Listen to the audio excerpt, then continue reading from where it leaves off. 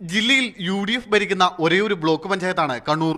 ഇരുമുന്നണികൾക്കും 7 വീതം സീറ്റുകൾ ലഭിച്ചതിനെ തുടർന്ന് നറുക്കെടുപ്പിലൂടെയായിരുന്നു ബ്ലോക്കിന്റെ ഭരണം UDFന് ലഭിച്ചത്.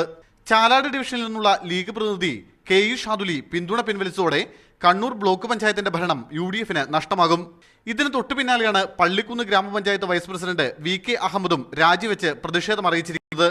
ലീഗിനെതിരെ ജില്ലയിലെ ചില കോൺഗ്രസ് നേതാക്കളുടെ അവഹേളനപരമായ നിലപാടാണ് രാജിക്ക് കാരണമെന്ന് VK അഹമ്മദ് പറഞ്ഞു. പഞ്ചായത്തിൽ വെച്ചിട്ട് ഏത് വിഷയത്തിൽ ചർച്ച ചെയ്യുമ്പം മുസ്ലിം ലീഗ് യൂത്ത് ലീഗ് കുട്ടിന് തേങ്ങ ഇടും പോലെ ഏത് സമയത്തും ഇത് പറഞ്ഞുകൊണ്ടേയിരിക്കണം. ഇവന് അതാണ് ഇവൻ്റെ സ്വഭാവം.